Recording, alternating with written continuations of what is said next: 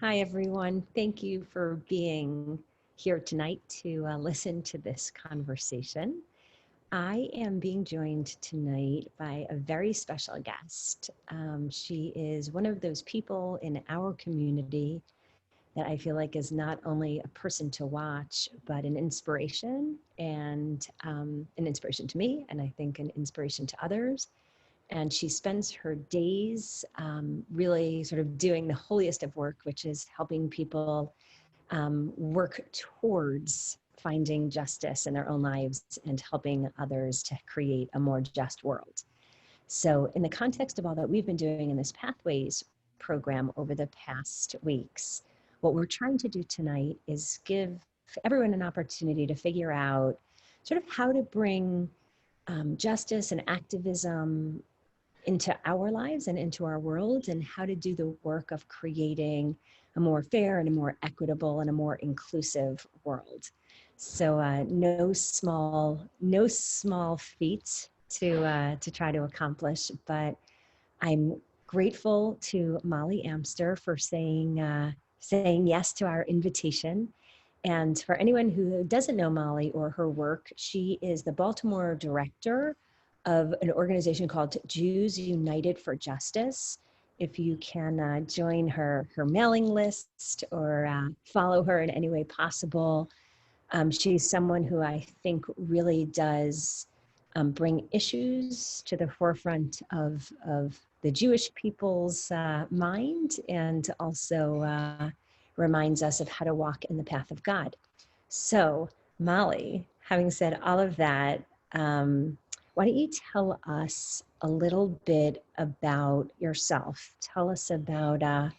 First tell us about what you do at Jews United for Justice, and then, if you wouldn't mind, tell us about why you do it. Mm.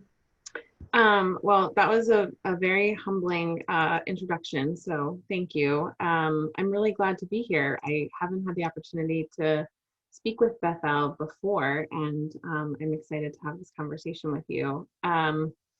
So JUFJ was founded in 1998 in DC, and it was really dreamed up by a group of people who were in a study group looking at Rabbi Abraham Joshua Heschel's writings. And one of the things that they were interested in was local justice work. A lot of these people were involved in international justice work and national justice work, and thinking about, well, who's really doing this here in DC? And the answer, at least in the Jewish community at the time, was, well, not really anyone. So we should be sort of this voice. And so since then, JFJ has worked on a lot of labor issues, on same-sex marriage, on renters' rights, on housing justice, on police accountability, paid family medical leave, paid sick leave. We've had just a number of issues over the years. So we're not a one-issue organization, and we really are responding to the moment. And we work in partnership with people who are directly impacted by the issues that we're working on. And that often means sort of shifting based on what's happening in the world. So we started in Baltimore in 2014. And we immediately began working on water justice issues in Baltimore, which remain an issue, a lack of affordability and a lack of transparency and justice in being able to deal with really incorrect water bills all the time, which I myself have been dealing with. And then worked on police accountability starting that year as well. Right before the uprising in Baltimore, and we continue to work on that issue. So I think the reason that I do this work is I think that it was really like the values of justice and equity were really instilled in me as a young person growing up in a family that was very sort of politically aware, though not necessarily super politically active. And I think really they were instilled with values of justice and equity from their grandparents, who were Bundists in Poland, and were really focused on creating a level playing field and making sure that everyone has the basic necessities for life. And I actually came to this work. I moved to Baltimore in 2007 to help start the Farm at the Prostone Center, and was involved in food justice issues and environmental justice issues. But when I came to work at Chai in Northern Park Heights, I really learned a lot about the Jewish community's history here, Black communal history here, the positive and challenging interactions between those communities, and step by step kind of became more immersed in trying to create a bridge between communities that certainly overlap. We have many Jews of color in our community, and also in the non-Jewish Black community, there's challenges with interacting with the Jewish community at times. And I wanted to sort of bring together people who in the Jewish community who wanted to work in solidarity with Black community that was really crying out for justice and equity. So it's been a really incredible honor to do this work alongside people that we've brought together in the Jewish community to help win a lot of important change. You're muted, Rabbi. Thank you. 6 Sure. months in, you would think I knew how to unmute.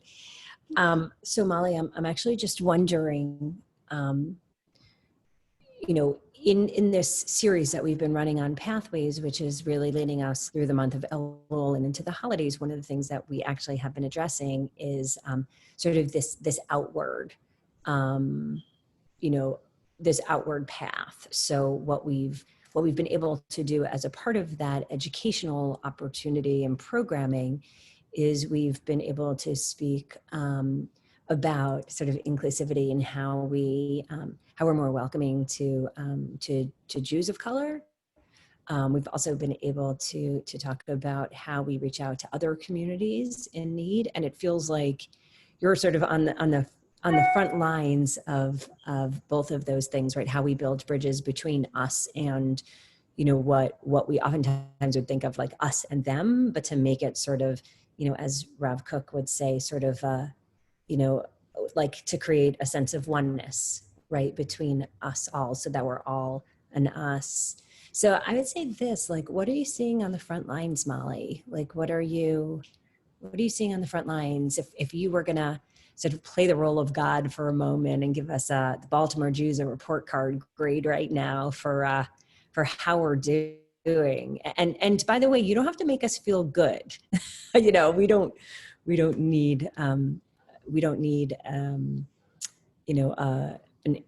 need encouragement. I think we need truth, and I think maybe after our truth hearing or rendering, maybe just some guidance and how we could be better. Yeah. Well, I think that there's a sentiment that I certainly grew up with of, the Jewish community has always been focused on justice. We've always, we worked with Rabbi Heschel, standing side by side with King, and we fought for civil rights. And this is always just throughout history, Jews are at the forefront of justice movements. And I think there's truth in that statement, and there's also a masking that statement provides. It is true that Jews disproportionately participated in the civil rights movement. It's also true that there were people in the Jewish community who resisted integration, who resisted the civil rights movement. When Rabbi Heschel came to Baltimore during that time, he met with the rabbis here, and one of them said, Rabbi, we can't get our congregants interested in civil rights. Like, they don't want to be involved. And his response was immediate. And he said, you have failed to show your congregants the golden nuggets of the Torah and how to pick them up off the page and bring them into their hearts. And when I was first told that story by Rabbi Bruce Kahn, who was in the room for that conversation, I got goosebumps, and I still do every time I hear it. It's pretty heartbreaking and also really beautiful, and I think shows the potential that we have in our, and that our tradition offers us to be inspired by. And I think there are many people in the Jewish community who are doing beautiful things. There are lots of ways to make change. It's not all organizing, which is what we do at JUFJ. It's also education and research and direct service. And, there's many different ways of contributing to achieving the more perfect world that we're looking to have.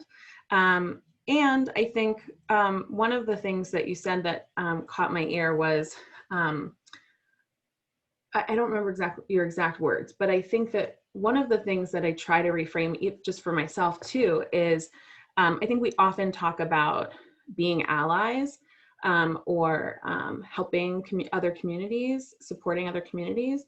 And one of our partners, Davon Love from Leaders of a Beautiful Struggle, said to me once, because he helped us with our strategic planning process, and he pointed out, and I just always am changing this in writing that I'm seeing and doing, that instead of talking about marginalized communities, talking about and thinking about standing with communities who are fighting their own marginalization. It's just a much more empowering way of talking about other groups of people, because it's certainly true. They are really, they are marginalized, but they are fighting their marginalization rather than describing them as marginalized people. And similarly, there's a lot, people are starting to say, we don't use the word ally in some of the communities that I'm a part of and circles I'm a part of. Sometimes talk about co-conspirators, but that sort of has a negative tone. I think the phrase that, I think most captures what we should be striving for is, nobody's free till all of us are free. None of us are free till all of us are free. And I think that what's happening in the world right now, and in particular in the US, around the influx of white nationalism and the way that anti-Semitism animates that whole philosophy, this whole idea that Jews are orchestrating marginalized groups or inferior groups of people, Black people, queer people, women, that we have always been the ones to, we're the puppeteers, orchestrating these, inferior groups of people to overthrow white, Christian, male, wealthy power. And that's really disturbing and should concern all of us.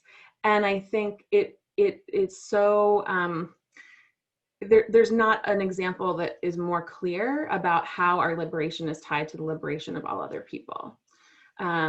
So I think that that's the way that we should be shifting and thinking, is that we're not striving for, equity and liberation for other people. It's until they are free, we can't be free. And so we need to be working together for the liberation of all people. And how's Baltimore's Jewish community doing? I think, like I said, there's lots of really good stuff happening. And I think I had a conversation on a panel for Acharai with Senator Cardin a few years ago. And one of the things that we talked about was, I think another famous rabbi from Baltimore, Rabbi Einhorn, I think, said, he spoke out against slavery from the Bima, and he said, Jews are fine to talk about justice when it doesn't impact their pocketbook. And I don't think that's unique to Jews. I think that's a human thing, especially living in a capitalist society. That is, money is self-interest. And if we're having to trade our self-interest for others' self-interest, that's a hard thing to get people to be comfortable with. And so, I think we're fine to talk about racial justice, I would say often. We're fine to talk about, women's equality. We're fine, I think, I think that's the majority. Not everyone is fine talking about those things in the Jewish community, but I think most of us are, the majority of us are. But I think that what's harder is economic justice. And I think that's the area where we're lagging behind the most, not as a Jewish community, as an American society. And until we have more economic justice, we're not going to see a shift in the way things are. The increasing economic disparity is what is fueling so much of what's happening, both on the left and on the right. And so, I think that's the invitation I would offer to everyone, is to think about, what am I comfortable giving up in order to have more peace and more justice? You're muted again. As you were speaking, Molly, I was thinking to myself, even before, when you started off by telling us sort of all of the different things that the Jews United for Justice are working on, right? Like all of those issues that over the years you've taken upon yourselves and really tried to help with in the community. That in some ways, even that list alone, it's overwhelming, right? And and not politically easy. And not politically easy, right? So I think that those are two distinct things, right? That, on one hand, if we go to the not politically easy part, I think in some ways we oftentimes do get stuck thinking that some things are just too hard to change, right? Yeah. Whether that's gun control, or gun violence, whether that's, our school systems, whether that's, opportunities, for all, like whatever it might be, they feel like our systems are so challenged and our politics are so hard to navigate with all of these different interests, that it really does feel sometimes like you're sort of beating your head against the wall and you're this really small part in this really big, picture of something, and you're not really even sure, how to make a dent. So I guess I want to start by asking you this question. You have boldly and courageously worked on issues that I would say are hard to move the pendulum on. Where do you find your grit?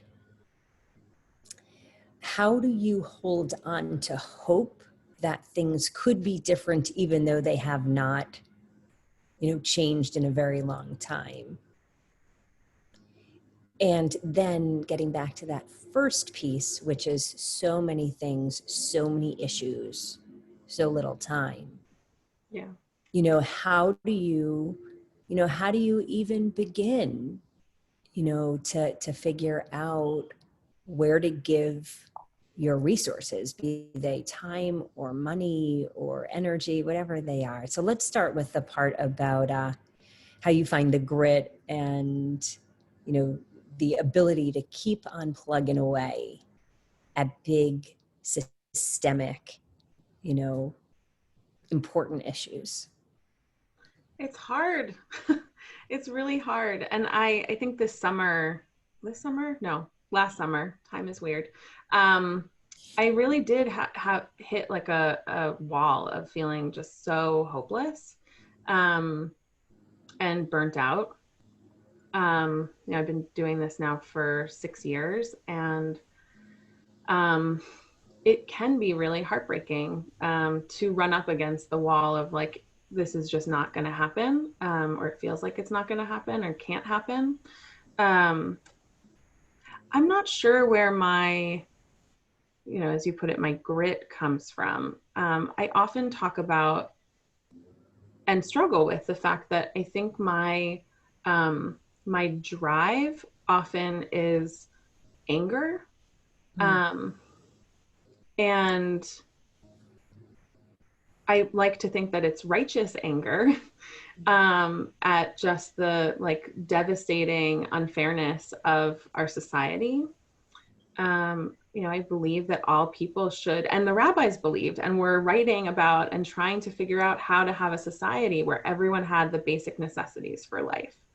And it's really devastating to, sit in rooms where legislators and other citizens are talking about how they don't believe that people should have enough money to feed their families and house their families.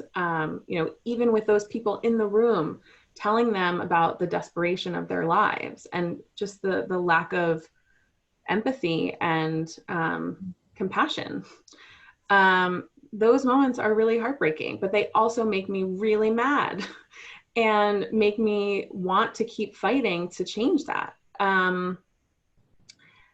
I think the constant reminder that I need to have is from Pirkei Avot, like none of, you're not going to complete the work, and you also can't quit. Like, you're not free to desist.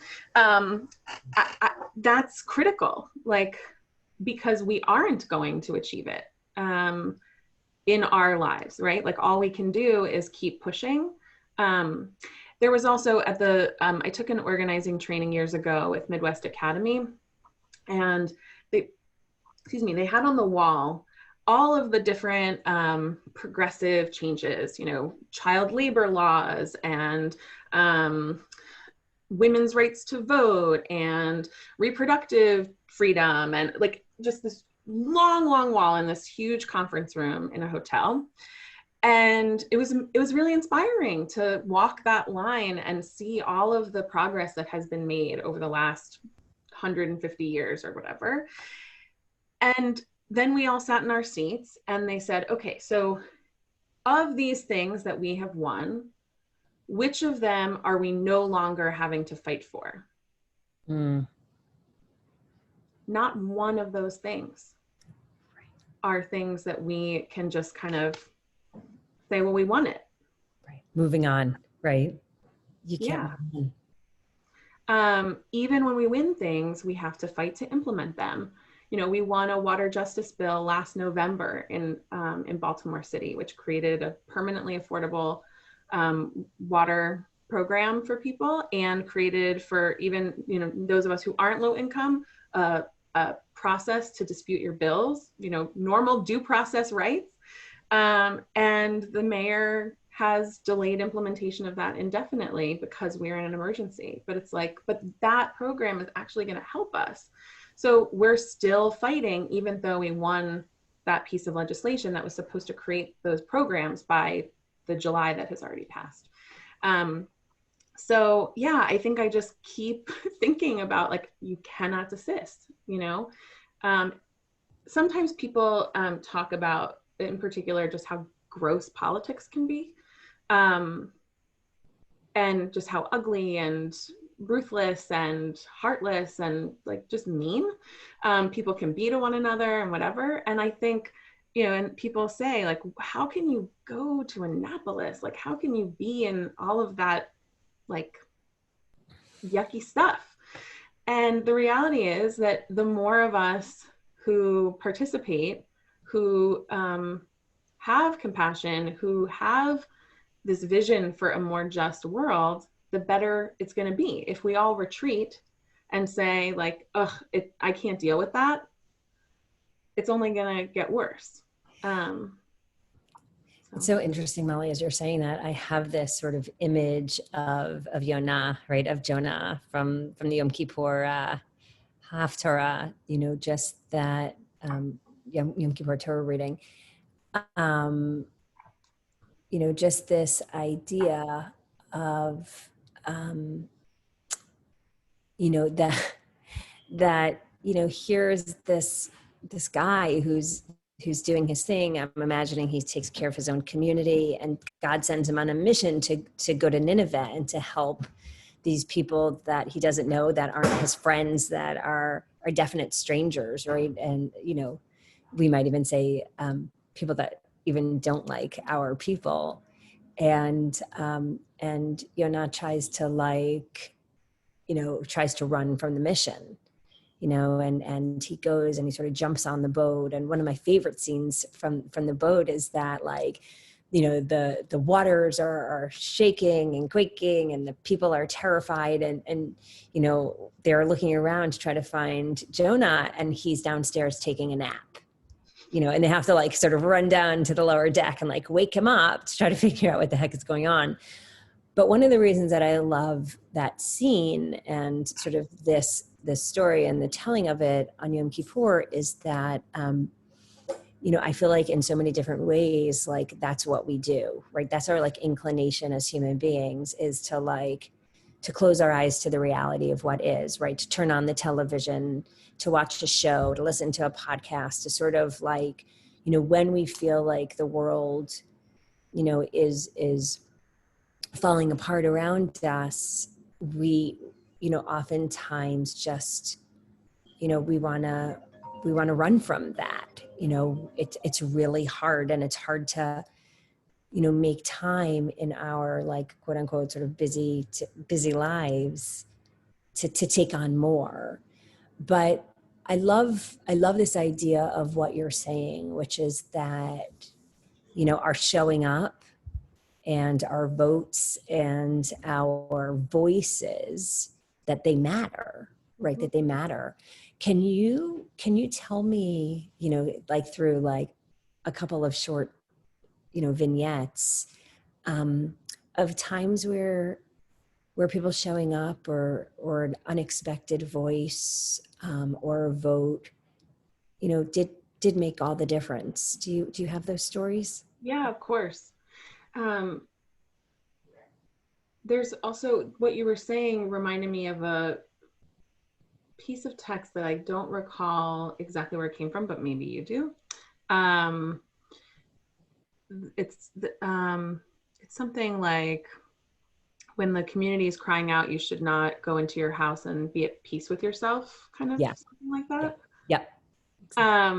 And yeah, and I think that is something that, and I think there's a balance there. So especially since I used to listen to 3 news podcasts every morning when I woke up. I listened to NPR, like, morning, like, first, I don't remember anymore. Up First. I listened to the New York Times daily podcast. And I, if I had time, would listen to Democracy Now!, which my friend also calls Depress Me Now. And since the pandemic started, I have not listened to those podcasts one time. And I think, I do consume news, but I do it in moderation, because some level of self-preservation is needed to be able to persist. My parents, I'm actually living with my parents at the moment, because after 5.5 months of living alone, I decided, like, I needed human contact.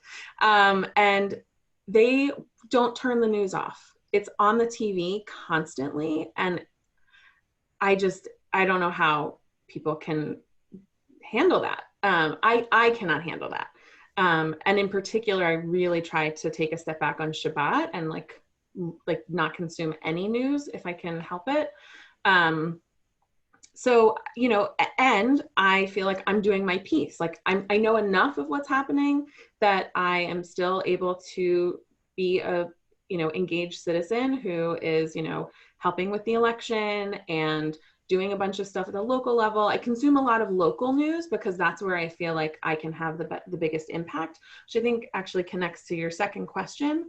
And it's why those JFJers or the people who started JFJ back in 1998 were interested in local stuff, because one person's voice at the federal level, it is important. It does make any difference, but the more local you get, the more power your voice has. So there was a bill for renter relief in Baltimore City that was passed, I think, in May. And I was called, it basically froze rents starting in March. So preventing landlords from raising rents during the pandemic, and the banning late fees during that time as well. And I was called by the council president's chief of staff to say, listen, you know, we made some promises to people that we need to honor, and we're not going to be able to, we're going to have to introduce an amendment to strike the clause in the bill that would make it retroactive to March, because now it's May. And I said, well, that doesn't make any sense. Like, okay, maybe in March, landlords raised rents because they didn't know that we were about to have a pandemic. So if you want to do that for March, like that seems reasonable. But how could anyone, like with a good conscience, raise rents during an economic collapse? And I recognize like the stock market is good, but the people on Main Street are not okay. And so many people have lost jobs, and so many people are unable to pay rent even at the rates that exist. So he said, well, this is what we're doing, and you know, whatever you are going to do is fine, but like, this is what we're doing. So we organized people to make phone calls and send emails and say, this is not okay. And in the hearing, or the council meeting where they were debating the different amendments, Councilman Costello said, I need you to explain this because I've gotten an inordinate number of calls about this. Holly Amster, JUFJ. I mean, it's so not me. Like, it took hundreds of people making phone calls and sending emails, and they didn't end up introducing that amendment because it was very unpopular. At least, you know, those are the voices that they were hearing. Wow. So that's one that really stands out recently as just something that actually really, like, that was our doing kind of thing. Like our collective, you know, all of our partners and us. Trying to think of another really significant one. I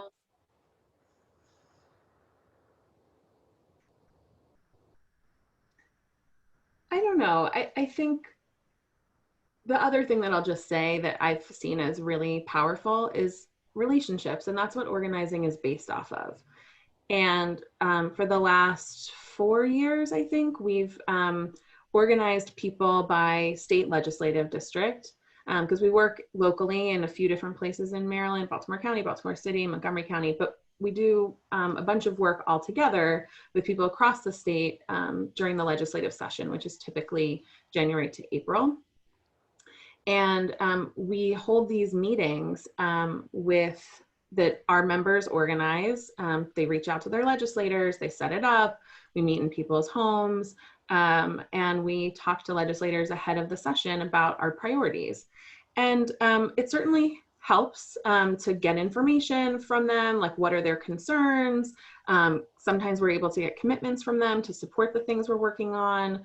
But I think the thing that actually is most valuable about that time is the relationship building time.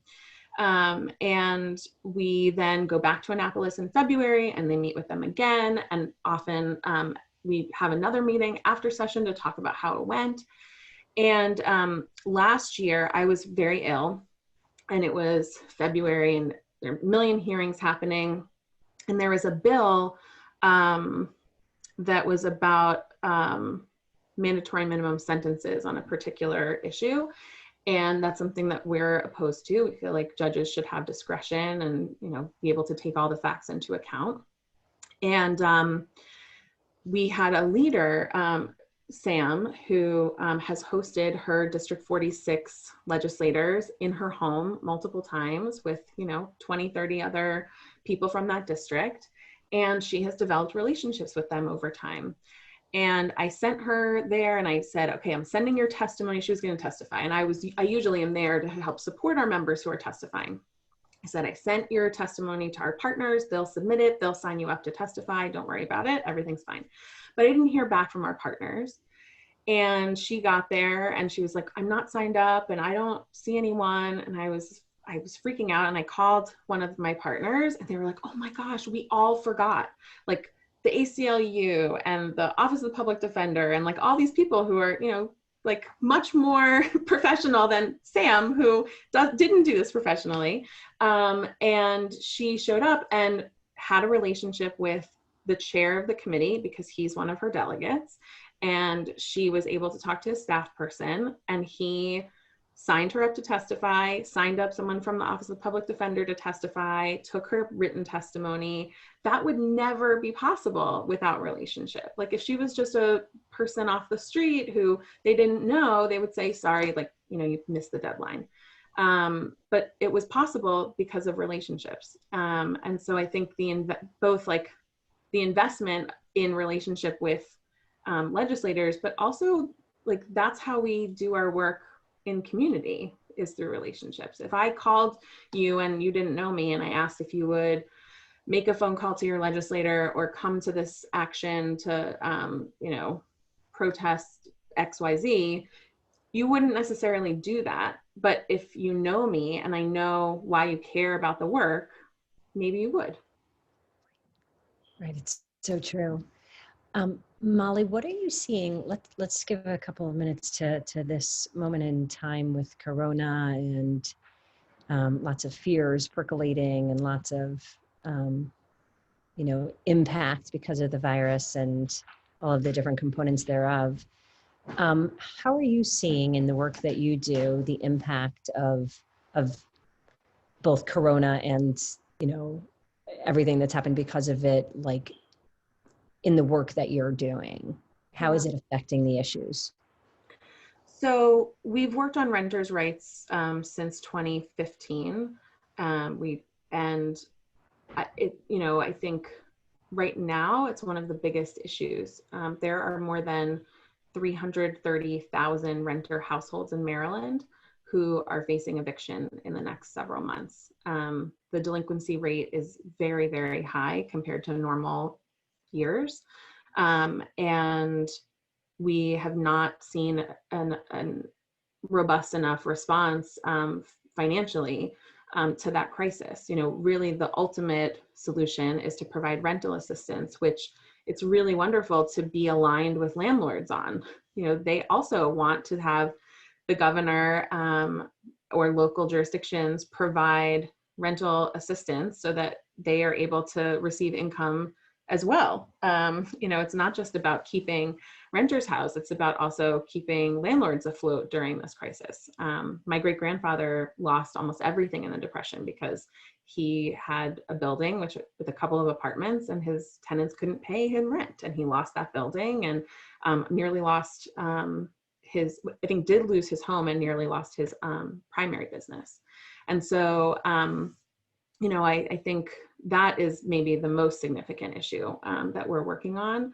Unfortunately, that's something that in this moment with the legislature not in session, only the governor can allocate funds. So far, he has allocated $30 million. To compare, in Pennsylvania, they allocated $175 million initially, and I think have since allocated more. So, this is something that we need at least $175 million to do to prevent potentially, 330,000 families is like potentially 1 million people. It's staggering. I don't think numbers really are able, I don't think those register for us in the same way that, individual stories register, but it's enormous. So I think that's the biggest thing. We aren't working in a huge way on this, but the paid family medical leave, not paid family medical leave, the paid sick leave bill that we helped to pass a few years ago at the state level doesn't include any kind of provision for pandemic.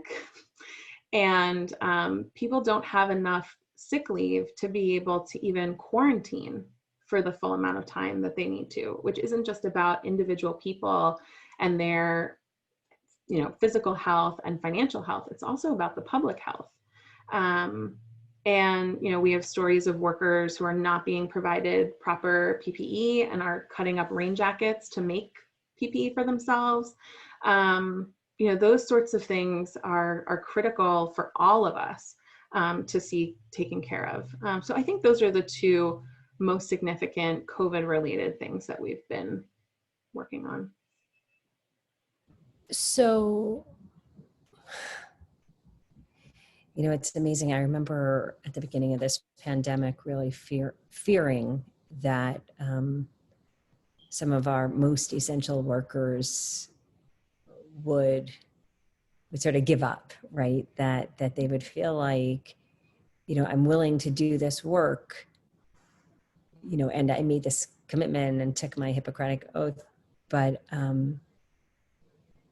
I feel like part of that, what would be fair is that you as a government or you as society would also take care of us, and it's really amazing to me, like the generosity of so many of our essential workers that like they put their lives literally at risk every day.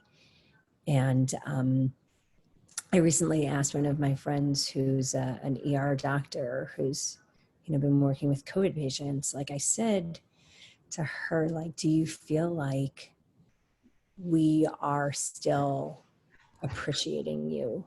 Like, do you feel like we're like, individually, collectively, societally, like, do you feel like we're expressing our appreciation enough? That,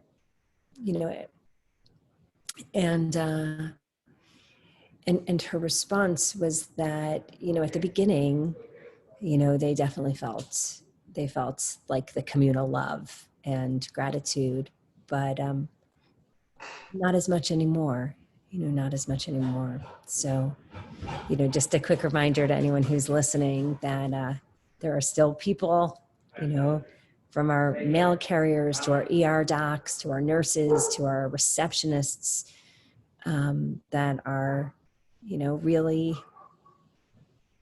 really putting their own lives at risk for the greater good. So just make sure that we keep, sending them messages of love and, snacks and food and, whatever it is that we can do. Molly. And also just, I want to, on that note, like wearing a mask properly with your nose covered, keeping, maintaining social distance, like those are acts of love and appreciation for those people too. I don't know, even within my own family, I think there's been a lot of struggles around like, what is the appropriate level of COVID precaution we should take now in the 6th month of this? And I think everyone's tired and doesn't want, like we'd much rather COVID not exist, and we'd much rather like go to a restaurant and hang out with the people we love and do whatever. And unfortunately, like actually nothing has changed. It's just that I think the level of commitment to trying to stop the spread of COVID has like dwindled as people have just gotten tired. But that does have an impact on that doctor you talked about. It has an impact on, the workers who have no choice but to go to work, to ride the bus because they don't have a car, to, all these people, you talked about the generosity, and that certainly exists. But also a lot of these people just don't have any other choice. Yep. It's so true. It's so true. Molly, tell me this, for those of our community members that are, trying to figure out, sort of how to start being, how to start putting their energy towards creating this more just and more equitable and more beautiful world. Like for people that are sort of feeling inspired lately, whether it's through, the reckoning this summer, or just having more time to maybe think through like their own values and what matters and the way that they live, like, or maybe it's just because we're coming into 5781 and they want to take a stand and have a louder, more amplified voice. Like, where would you tell someone who's new at this to start, and how do they start? So I think it depends on what people want to do. You know, I just did a one of those morning Elul talks with the Associated for Nala, and I was talking about race and responsibility, and I think there's a lot of different ways, as I said before, to make change. I think people can make a commitment in the new year to do some of their own personal work, because we all have internalized really like racist or oppressive thoughts and beliefs, and some of them we are aware of and some of them we're totally unaware of, and that's a lifelong practice that we all have to sort of undertake, of like being aware and thinking that through and trying to shift and make change. So picking up a book like How to Be an Anti-Racist, or one that's very Baltimore focused that's really interesting is Not in My Neighborhood, that shows the ways in which the Jewish community and the Black community have been oppressed through housing stuff over decades in Baltimore. White fragility. There's lots of resources that people could learn more. And I think that's number one. We think a lot about what are my spheres of influence? So the place we have the most influence is within ourselves. So I would really encourage people to do some of your own learning, seek out an anti-racism workshop, or read, even just reading or listening to on podcasts or whatever, journalists of color. I think we need to hear more voices of people with different experiences from ours as white people, which many of us are. So that's one. Another is, if you want to get involved in the type of work that JFJ is doing, locally organizing within the Jewish community in partnership with people who are directly impacted to work on a variety of justice issues, we would love to have people participate. We're just getting started with our state work in the coming months. So jufj.org is our website, and people can go and check it out and see how to plug in. We have lots of events coming up, educational events. We have a monthly community meeting where people can get updates on what's going on and hear about ways to get involved. And if, one of the things, I was just talking to someone recently, someone, who has financial capacity to really make significant contributions to organizations or Black-led efforts. And one of we have a lot of partners that I would recommend giving to, but one that's very unique that supports nonprofits and Black-owned businesses is Collectively, which is spelled without any vowels. And their website is just collectively.com. Again, no vowels. And you can see a variety of efforts to really lift up Black Baltimore. And there's opportunities to sort of give to funds. They have different micro grants that they offer. And there's also information about individual organizations or efforts that you could contribute to. So those would be a few that I would recommend, a few ways to get involved. I love that. Molly, thank you. I think in some ways it's funny. I was talking to a friend who has his child at the Park School, which I know has been in the headlines lately.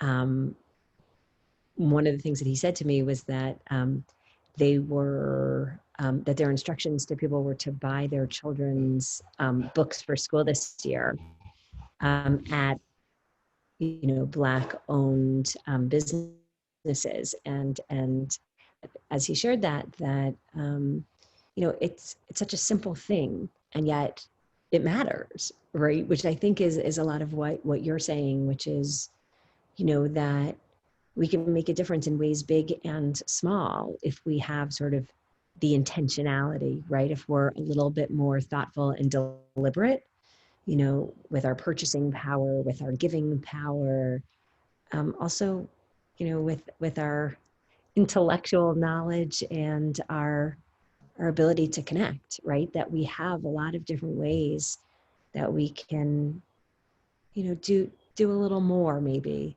than what we've been doing and that we've already done. So Molly, as I said when you and I jumped on this call, there are many people for whom I'm grateful for their time. For you, I actually feel protective of your time because I feel like there's so many causes in our community that need your love and care and attention that I'm so grateful to you. We are grateful to you for the tireless work that you engage in, even when it is hard. So thank you from the bottom of my heart. And thank you today for inspiring us sort of Jews in Pikesville and beyond, our Baltimore Jewish community to rise up, individually and together.